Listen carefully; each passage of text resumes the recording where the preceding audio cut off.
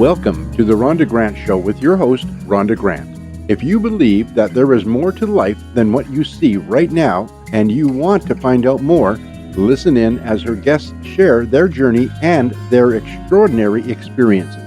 Now, here is your host, Rhonda Grant. Welcome. I am so pleased that you have joined us. My name is Rhonda Grant, and you may access all of my podcasts at rhondagrantauthor.com. The gorgeous theme song for the Rhonda Grant Show, Sun on the Water, composed by John Park Wheeler. My guest today is Caroline Ishii. Caroline is a multi-passionate creative chef, author, and speaker. She loves to inspire and nourish people with food, ideas, and living a mindful life. Caroline was the creator and executive chef of ZenKitchen, award-winning gourmet vegan whole foods restaurant in Ottawa, the first of its kind in Canada. She garnered critical acclaim for her food, including winning the silver medal at the prestigious gold medal plates competition 2 years running against the best chefs in the city, the best new restaurant of the year, and being named one of the best restaurants in the province of Ontario by Lonely Planet. Caroline's life and the restaurant were featured in a documentary reality show called The Restaurant Adventures of Caroline and Dave. The 13-part show aired on W Network, Asian Food Channel, and OWN. With an executive MBA, Caroline is a seasoned strategic marketing communications consultant and writer who loves to learn and connect with others. Caroline's first book, The Accidental Chef, contains vignettes about her life and lessons learned in and out of the kitchen, along with recipes that have meaning to her. Her second book, Canadian Vegan Recipes, released in Japanese by Tokyo publisher Kirisian, shares her love of Canada's history, culture, and the food with the Japanese audience. Welcome, Caroline. How are you today? Good, thank you. Hello. Hello. We are a long way from sharing recipes in our youth at Melita, Canada, aren't we? Yes, a long way, but it's always within us. The child is within us. The child is within us. And you are such a joyful soul to be around. And that's what I recall. You and I have not met for many years, and we plan to meet up again. But let us know about your journey. What took you to Ottawa and into the world of the restaurant business? Well, what took me to Ottawa? What is always the reason? Usually, it's love, romance. Yes, Usually a boy or a girl involved. Yes, that's how I ended up coming to Ottawa. I was on a whitewater rafting trip. I met the guide there. I fell in love. This is all like the short summary, Cole's notes, I would call it. And then I ended up coming to Ottawa. I just wanted to move to a different location from the city I was in. And I had a totally different life. I was in corporate culture, working in a public relations firm. And I went to living in the bush where I had to cross-country ski into my house, living in a cabin. We were up to a lot of things I won't mention here. And then when you're 21, and, you're laughing because you know. And yes. Anyways, 21. So that's how I ended up in Ottawa. And I thought, well, I'll just stay here for a little while. And you know how that goes. You never know what's going to happen in your life. So I ended up staying in Ottawa for most of my life, actually, on and off, except for traveling in different parts of the world and adventuring. Otherwise, I'd been in Ottawa. So what was the next part of your question? And so what ended up happening that you opened your restaurant in Ottawa? Like, how did you go from working in publicity for corporations to opening a restaurant? Well, I uncovered a dream that I had. I think I've been working for decades in marketing communications consulting, and I had a dream that was kind of tugging at me for a long time, and I didn't know how to get to it. And I took a course by Julia Cameron on sort of making your dreams come alive. And from there, I started a whole practice of morning pages and different things that really started uncovering these dreams. And one of them I had since I was young, like in my teens, was to open up a restaurant. But then I thought, well, how can I open up a restaurant if I'm not a chef? I at least need to know what goes on in a restaurant. And so I guess the short story is I enrolled in chef school in New York City. Next thing, I was secretly going to New York City because I was quite embarrassed. I was out of the consulting career, and I ended up just doing a pivot to becoming taking chef school in New York. And that's how the journey began, is that I went to chef school in New York and became a certified chef. And also I ended up at a school called the Natural Gourmet. It was all about organics, plant-based, what was healthy and organic and mindful for people to eat. I came back to Ottawa. I said, well, I'm going to try this idea I have of a pop-up. This was before the word even pop-up became mainstream. And I had pop-up dinners where I showcased my food, and people loved it. So it garnered a following of many people. It was like 20, 30, 40, 100 people on the waiting list. And this community really supported me in opening up a restaurant. So many things happen when I follow this path toward my dream. And so you've taken us up to the restaurant, but how did you actually garnish funds to rent a place down in Somerset and renovate it? I had some money savings from consulting, but I thought I had no money. But this just shows you where there's a will, there's a way. I really believe that if you want to do something, you'll figure it out. And that I really didn't have a lot of money, but I guess it all started from one of my clients at my dinner saying, you know, Carolyn, we really want you to help you build this restaurant and make it happen. I said, well, I don't have much money. They go, we can help you. We can figure out a way. And then I thought of an idea called the community supported restaurant, which is based on the community supported agriculture concept of gathering money in advance to pay for your seeds. And then later you will give people baskets of produce. So I decided to have an event, a fundraising campaign. I call it Stakes, STAKE, in a vegan restaurant. And people that were my clients would come and buy gift certificates in advance for the restaurant. And I think what happened is within a few hours, I had an event. Within a few hours, you raised 20,000. And it showed me that people, when they're supportive of you and they want to help you, you need to find a way. So it just grew this continuous support for this idea. And whether I wanted to stop it or not, it was like a snowball that rolls. The next thing I knew, I had a TV production company wanting to film me on me opening the restaurant and my hopes and dreams and the failures and the trials and tribulations of opening a restaurant. So I was like, oh my gosh, I had so much moving me forward. So that's eventually, and I put in everything I owned. Everything was on credit card. That story you hear over and over again about entrepreneurs, like I put everything on the line for it. I had a second mortgage. I borrowed from friends and family. They're still friends and family. I'd like to. Oh, good. Yes. Oh, that's awesome. I would not suggest it unless you can really honestly pay them back. Everything was totally stretched, but that's how we opened the restaurant. It was through the community, through the support, through the media and everything supporting me, and my own willpower and my background. Like I said, I have an executive MBA, so luckily I was able to do all the financial planning that was required with my cousin and different people to actually create financials in order to present to banks and everything. Although I would say that banks are not really supportive of entrepreneurs and especially restaurants. Well, so especially restaurants. Yeah, especially restaurants, because the stats used to be of every 10 that opened, 9 would close within the first 2 years. I know. This is the stats that I was constantly given.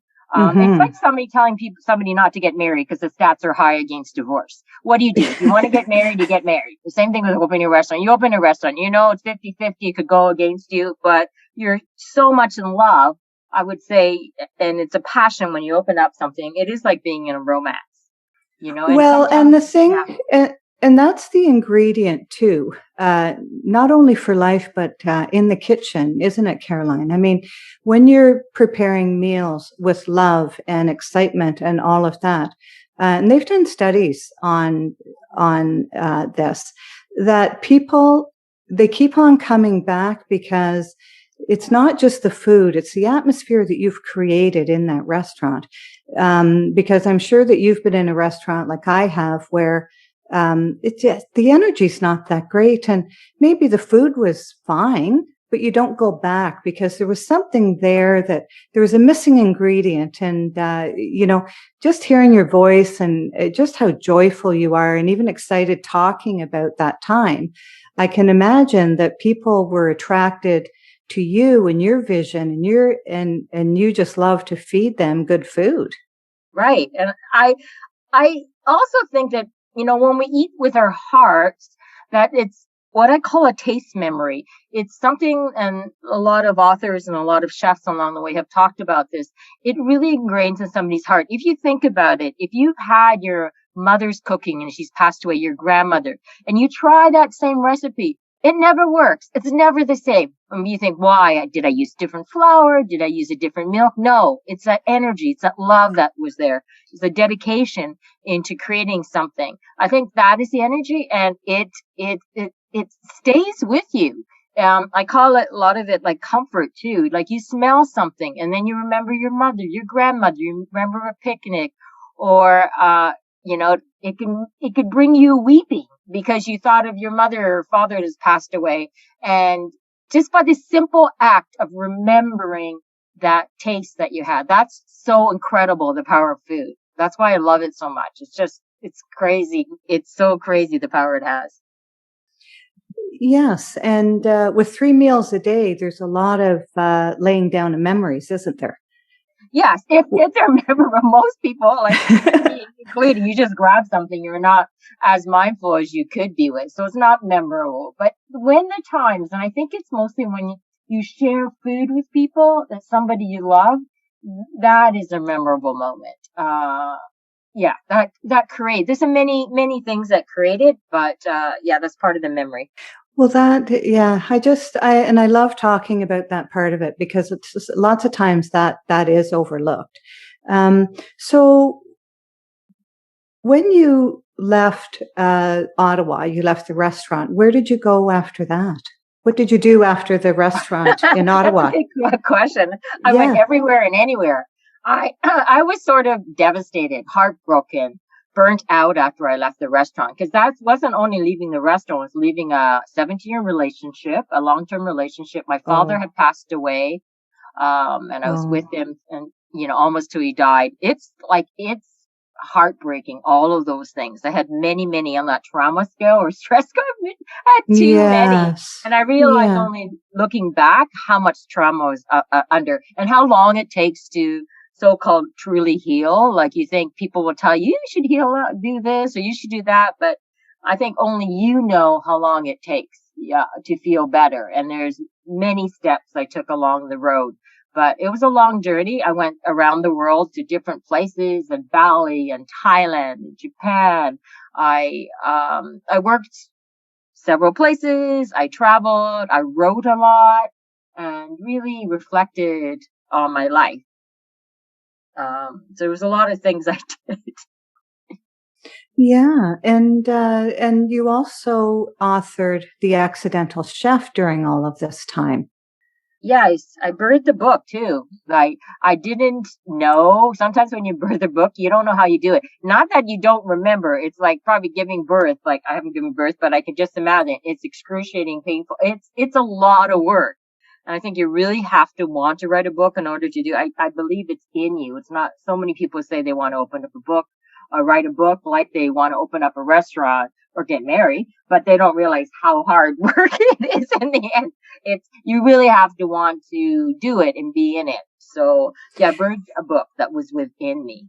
When it comes to the food, and being a chef, Do you feel that you were called to do that? I mean, you said you kept on thinking about it and thinking about it, but you didn't take that leap. But what motivated you, what compelled you to go to school, to go to New York and train as a chef? I mean, what part of you made you do that? Was it something you just had to do?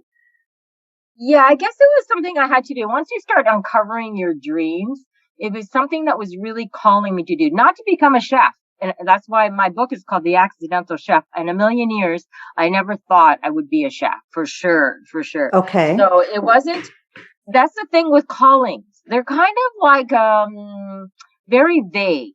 And that's why people get frustrated. Why don't I know exactly what I want to do?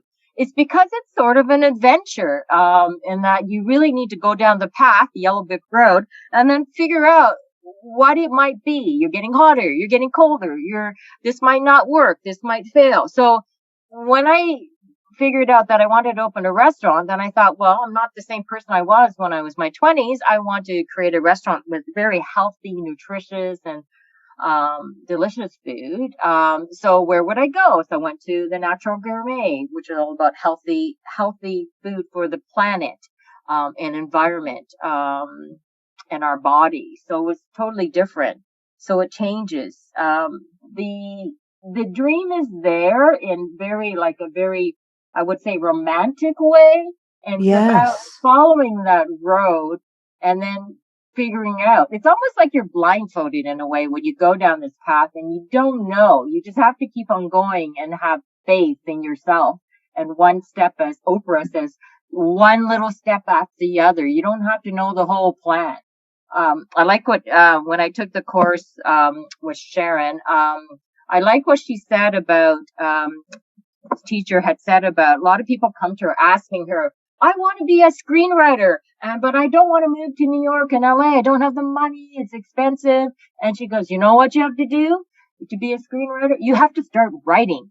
People don't think about the next step. It's not as romantic as the dream of living in a foreign place or, being at parties or whatever. It's the act of just writing. If you want to write a book, you need to start writing. You need to start practicing your daily words and start gaining up your count and getting yourself in training for anything. Yeah, it's the one thing I've learned is that when you start anything, you really suck at it. And as adults, we're not good at accepting that we might suck at something when we begin something. Kids, we know that, we fall, we fail, we try, we laugh, we cry. But as adults, we must get it perfect. We must get it right. And then we forget that we're bad at something when we start. Like at cooking, I don't think I was good when I started cooking at chef school. I just following the rules and I was nervous and scared of making a mistake.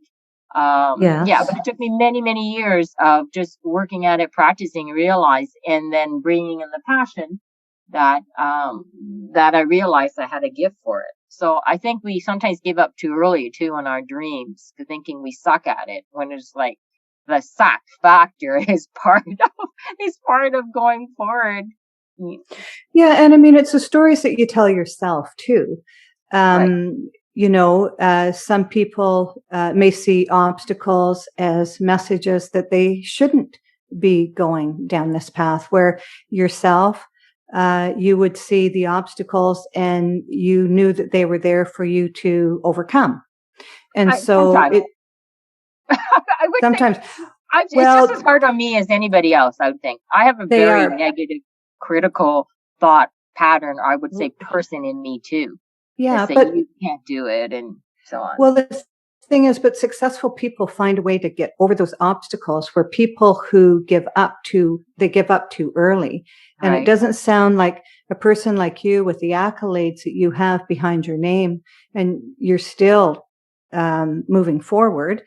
You didn't give up. It doesn't sound like you gave up. It sounds like when you saw the obstacles, you went over, under, or through to get to where you were going.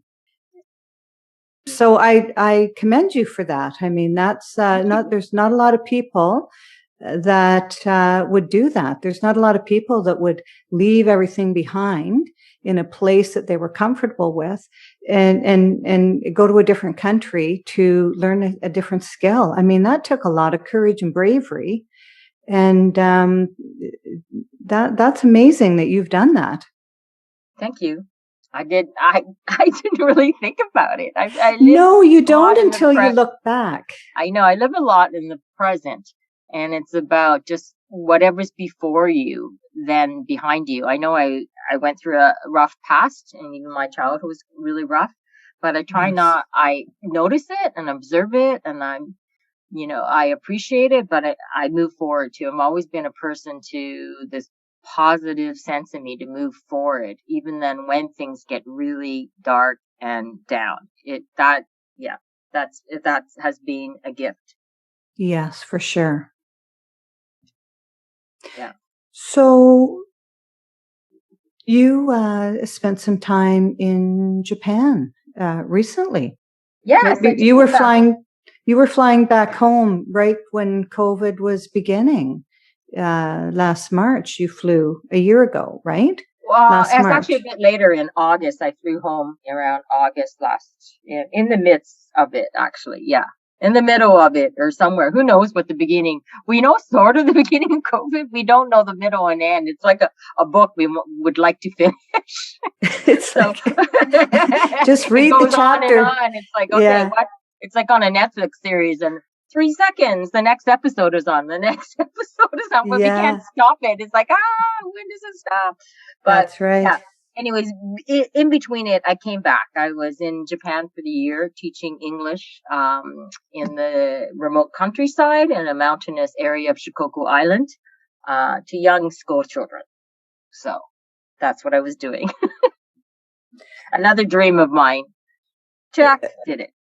Yeah, and while you were there, you began writing the book that was just published not too long ago. It was published about a year or so ago.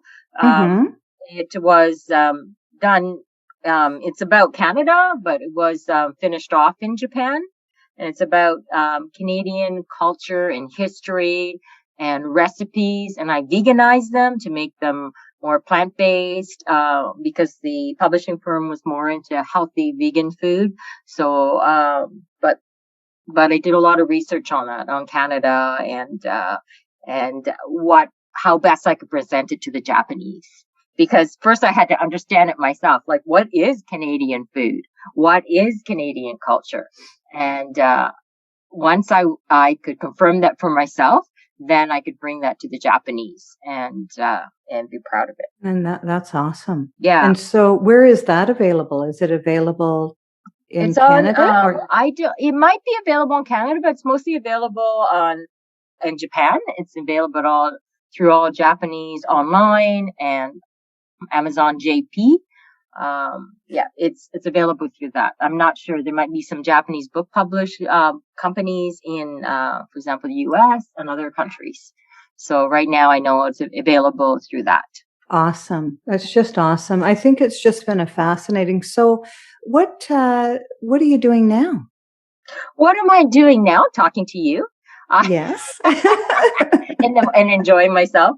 I am in Ottawa and I had to lock down here, so I decided this is the closest place for home for me. So an opportunity came up to do a healthy food line. So I started that, nourishing people with healthy food. I also had many, I have passion projects, I call them. I have like big ones, I have smaller ones. This was about how to connect people in social distant times. So I decided to have what I call the virtual communal table dinner. And what I would do, and I'm running on the fourth one now, is have a dinner where I gather 100 guests around the table on Zoom. And I create a beautiful, delicious 5-course meal for them, which is delivered to their home or they can pick it up. And then we gather at 7:00 and share a meal together. And we have, it's all part of my philosophy of being more mindful. We start with a mindfulness exercise. Sometimes I have guests. Sometimes I talk myself. And it's all about grounding people in this beautiful meal. So I share how I made the food, what went into it, answer questions from the people, talk about myself. and then we wrap it up. It's just a nice time, I believe, to share when we can't share as closely as before. So I've always, if anything, been problem solver. You're definitely a problem solver as a chef and entrepreneur. I mean, there's problems and issues coming at you all the time. And one of the things that I couldn't grapple with when I came back was like, how can we stay connected in non-connected times? And was it even an issue before COVID? And I know that loneliness and isolation is huge. And how can we stay connected? So this is one of the ways that I'm doing it is through a virtual table. And I have many more ideas coming up about connecting people through workshops and retreats, and different ways that we can stay connected, and to ourselves. That's a big thing for me as well. Sometimes, yes, yeah, and you have an amazing ability, actually, of bringing people together. It doesn't take you long. And I think it's the joyful spirit that you have, Caroline, that people are really attracted to that. And you're all inclusive, always. And that's a trait that I really admired about you, even when we first met, is that you very inclusive of people, from different countries, different languages. I remember trying to speak with the German people that came to Melita, Canada. And you had to really persevere because they hadn't a clue what you were saying to them. But, and then the next thing you know, we're playing racquetball with German-speaking women and having a load of fun with them. And I found that really, that's a gift that you've carried, and it's only gotten bigger for you. I mean, the more you did it, the more you're able to do it. And it could have been 3, 4, 5, 6 of us back then. And today you're talking about gathering 100 people together to eat over Zoom. I mean, it's monumental, Caroline. It really is. Well, thank you. Well, inclusivity is a big thing for me. I think there's things that we carry over in our genes or DNA. It's learned. It's, my parents went through a rough time in Canada. They were part of this whole thing. They're Japanese Canadian background, 3rd generation. My parents, were Canadian citizens or U.S. citizens too, when they were put into these prisoner of war camps during World War II. People saying that they were enemy of the country, that they were so loyal, and they had everything taken away from them. So that was heartbreaking for my parents, my grandparents, who lost everything after my grandfather came to Canada, I think when he was in his early 20s. And he formed a life in Canada. He bought an island off of BC, and he was so happy to have his family. And then one night, a ship to come up and say, "No, you have to come to this camp with us, and you're never going to come back again. Just pack one suitcase." So, for me, that's part of my upbringing. Is that when I found out about that later in life, I'm like, "Wow, no wonder inclusion is such a big thing for me." I don't want anybody to feel that they're different or separated.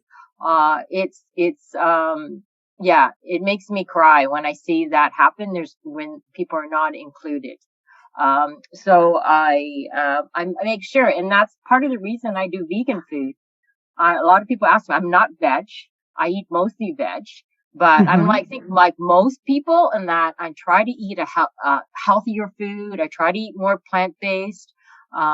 But the biggest thing for me, I realized this came out later when I was working at the restaurant, is that all people could come to my restaurant and eat the food. A family, and that was like 12 years ago. Now it's commonplace that most people go to a restaurant with a group of people with different dietary preferences and allergies. They're gluten-free or celiac or veg, or they can't do this. So I was happy to accommodate them. I still am. People think I'm crazy to accommodate so many people but I just think that's the last place where we make a lot of judgments and stereotypes about people being good because they eat meat, or bad, or veg is good or bad. Who cares? It only matters what somebody wants, and it's their right to eat whatever they want and live their lives. So I was just always appreciative of people coming in, period. And like, especially in the beginning, a lot of men would come in and say, Caroline, I have a confession. I eat meat. And I said, so do I. Welcome. I'm so glad you came. And the fact that I was on the same ground as them and authentic and honest and open, they would be my most loyal customers. And at one point, the restaurant was filled with men coming after the hockey game because they couldn't believe how great my food was and wanting to share it with their friends. So again, it was delicious. Yeah, I went to your restaurant thank and you. I just loved. Yes, I just love the food, and you're right. It's just really good food. Whatever it's called, it's just really good food. Yeah, and you have such an artistic ability in your presentations, especially your desserts, but all of it. And I guess that's from chef school, but no, you it's have not to really, actually, to be honest. It's from you. It's from me. I have an artistic soul, but also it's part of being Japanese descent too. And that when I was growing up, I could not plate anything without it making it look nice. It bothered me at the beginning because I just wanted to eat as a kid. But there's a saying called kokoro in Japanese. It means doing anything with your heart, your body, your mind, your spirit.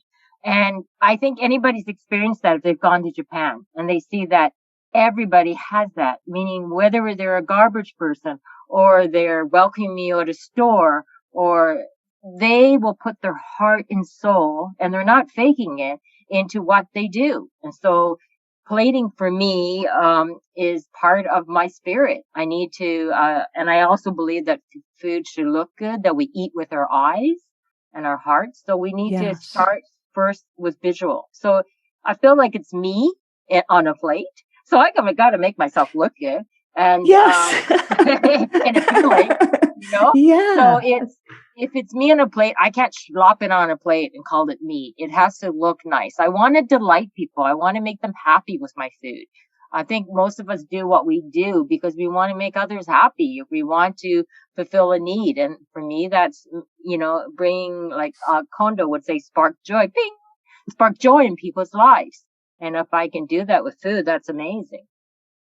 It is. And you've accomplished it in such a beautiful way. I see your posts on Facebook, and I want to come and sit at the virtual table, but I'm so far away that I wouldn't, I'd be driving a long piece to bring my food back home. So tell me. You never know. Well, I'll go to Ottawa though, and and I'll see you. But so tell me about your food line. Why did you start that? Well, again, I had this chef at one of the hotels here, the Lord Elgin. The hotel was not operating because of COVID since March, and the restaurant was sort of operating. So they said, why don't people love your food? He was a fan of my food. Why don't you start creating food? And I thought, yeah, I'd love to create food to nourish and comfort people during this time. And people like my food, and it was a way of connecting with my audience. So that's how I started it. I just started a sophisticated comfort line of food that I thought my customers would love to eat, like whether it's a lasagna or cabbage roast. And it was all made with whole foods and with love. I think this is the way to share my love with people. And if more than ever, we need it now. We need to really help each other. So this was my way. There's many ways, things I want to do, like most people, to help others in need. But this is the one way for me to bring it out to the world, bring my light and my talents out in the world. So this, that's how I started the food line, and delivering it to people, and also them picking it up. And so what's the process of that? Do you make the food, cook the food, and then they come and pick it up, or it's delivered and they reheat it or cook it full when they receive it? And how did you promote it? It's all fully prepared. So I don't believe, I really try to put myself in the shoes of my clients always, and that they don't have enough time. I hear from all my friends, they're so stressed, they have Zoom call after Zoom call. So it's like, okay, I want somebody to receive my food, put it in the freezer, and just reheat it when they need it, or have it for them when it's available, and a zap of love for them when they need it. So yeah, and then how I promote it, I put it on Shopify, started promoting my networks, and just would see if it would go. it wasn't perfect. But I realized in doing anything, you need to start. Like I could wait 6 months from now to get it perfect and all the bells and whistles, but I would be missing this opportunity. I would be missing helping people. And yeah, it might be perfect, but it might be off the mark too. So I believe in starting, if anything, in a small way. Sometimes I start in a bigger way. Yeah, it sounds like a big way. Big way. Because once you get started, sometimes a little bit of naivety in anything is not such a bad thing. Because if you knew how hard it was, you might have not started it in the first place. But that's okay. That's okay. You just go forward and adapt and figure it out along the way. And I think the more you do, the more you or anybody does, the more confidence they get in themselves, and they realize that they can pull this off, even though they don't know all the details of it, because they have confidence in their ability. Exactly. The one thing stopping us, I think there's many things. One is fear. And I've realized over time, we will never get rid of fear. Everybody's got fear. Even the most famous of people have fear. It's not something that just because somebody is a top at something, they don't have fear. Fear is always there. So just call it our friend. Just put it on the side. It's there. And the other thing is risk. We think risk and failure is bad. And I hate the word failure, actually. It sounds like we've done something wrong. I believe we need to learn lessons along the way. We say, oh, that didn't work. Okay, I'll pivot here. Okay, that didn't work as well. I'll try this. And I think we give failure a bad name because I like the word that you used, pivot. Pivot, yes. That is amazing. Because that's all you're doing. You're going down a road and you just, that's not working. So you pivot or you shift to some other way of doing it or get more information or knowledge to help you. And then try it this way, right? Exactly. Instead of this failure, and I think that, it's a little bit how people are raised too, right? Success and failure. There's no in between, sort of, right? Exactly. You either, and at some point in our childhood, we're told that you can't fail. Or that was the subliminal message or subconscious message, like, don't fail. You got to be the best at what you do. And that starts to make us not want to try because we can't be the best. We're not good enough as we are. So we feel a little bit broken and that we can't go forward. So there's all these messages we have to just get rid of or figure out, like, that's not us. That's bad programming, like a bad programming in our computer system. And we need to get rid of that, or at least put it on the side and say, okay, what is the program I do want in my life? What is, that's not true. There's so many thoughts we have in a day, thousands, they say 60,000. And most of them are not 60,000. Yeah, most of them are not true. Like so what is true and what do we want to program in our lives? I think that is the most important.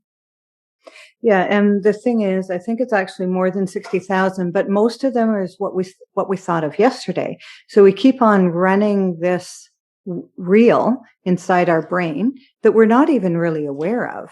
And what I find, Caroline, is meditation really silences that inner talk the ego that wants to sabotage us, right?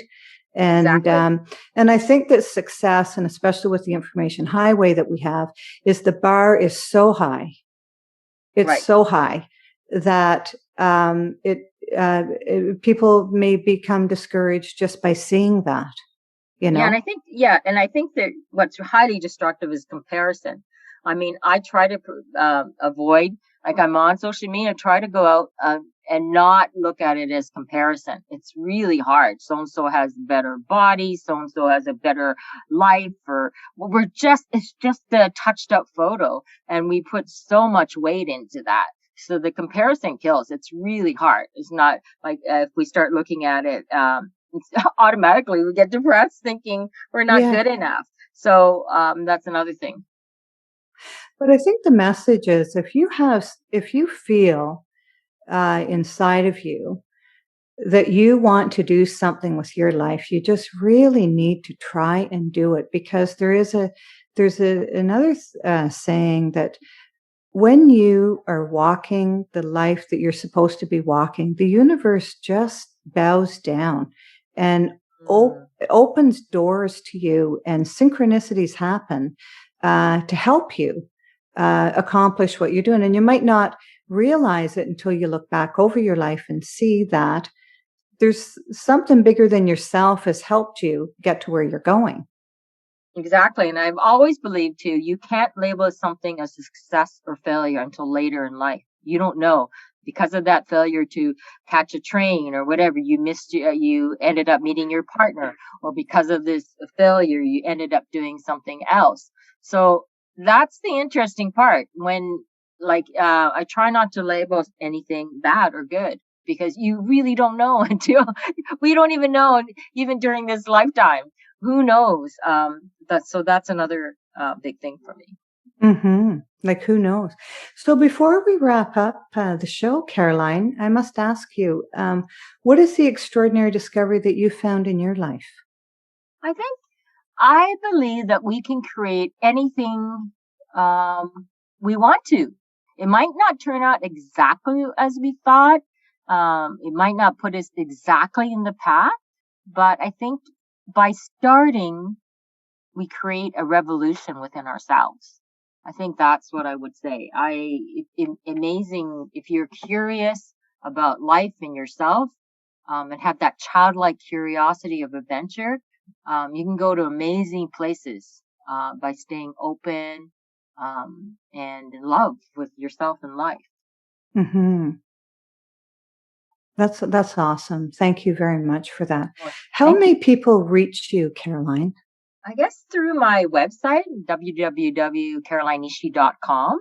And there's a mail function there. And I'm on social media as well, on Instagram and all the other Twitter and Facebook. And Facebook, yeah. And Twitter. Yeah, and Twitter and all the social media as well. And and I love hearing from people. It's great.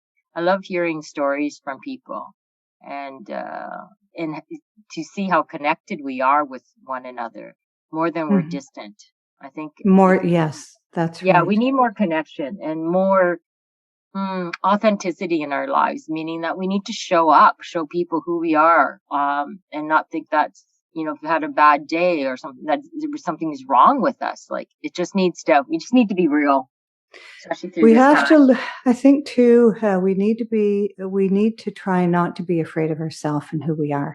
Take your light out into the world and shine it on as many people as you can, because you just don't know what people are going through. And I think that you have done that in such a delightful way, Caroline.